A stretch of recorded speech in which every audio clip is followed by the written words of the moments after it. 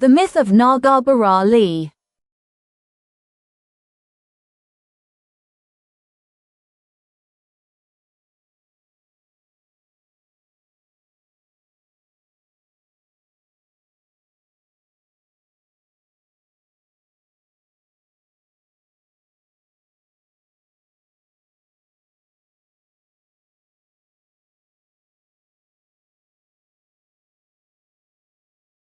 A long time ago, in the North Kampar area, lived a family. The father, a hard-working man, would go deep into the jungle to gather rattan, while his wife helped him and took care of their two children, Adon, the older one, and Adin, the younger. Life was tough, and they struggled to make ends meet. One day, the father fell seriously ill. No medicine could cure him, and eventually, he passed away. His death left the family even poorer, and the mother was forced to take over everything. She worked hard, doing anything she could to provide for her two children. She never complained, no matter how exhausting the work was. But soon, the mother also became sick. Adon and Adin watched as their mother grew weaker. Her face became pale, and she could no longer work. On her deathbed, she called her children. "My dear Adon and Adin, please promise me that you will always look after one another." Adon and Adin promised her, yet they were devastated.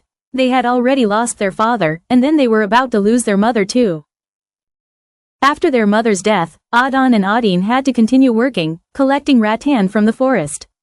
However, Adon began to change. He began to ignore Adin and became selfish. One day, while looking for rattan, Adon found a strange, big egg. He was very happy. He decided to eat it, even though Adin warned him not to. Adon ignored his brother and ate the whole egg by himself. Almost immediately, something strange happened. Adon became extremely thirsty and asked for water more and more. No matter how much water he drank, his thirst wouldn't go away. His stomach began to swell, and he became desperate for more water. Adin was worried but kept fetching more water for his brother, but it wasn't enough. Finally, Adin led his brother to the river, hoping the cool water would help him. However, something terrible happened. As Adon drank from the river, his body began to change. His skin became scaly, and his eyes turned red. His body began to lengthen, and a tail began to form. Adin was horrified and did not know what to do.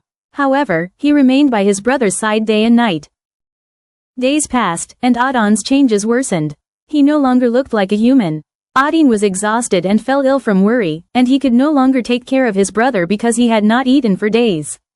A kind merchant saw Adin and felt sorry for him. He took him home and nursed him back to health. Then Adin told him what had happened to his brother. Then they went together to the river to look for Adon, but by then, Adon had changed completely. Heavy rains came, flooding the village. The river where Adon had been left turned into a vast lake, and he disappeared into the water. On the seventh night after the flood, strange sounds filled the air, sad groans, tinkling, and the cries of wild creatures moving along the river. It was said that Adon, who had turned into a dragon, was making his way to the sea. After the floodwater receded, Adon was nowhere to be found. People believed the sad groans they heard were Adon's cries of regret for failing to keep his promise to his mother to look after his brother. The tinkling sounds were said to be the dragon moving through the water. From that day on, the area became known as Naga Beralih, or the land of the shifting dragon.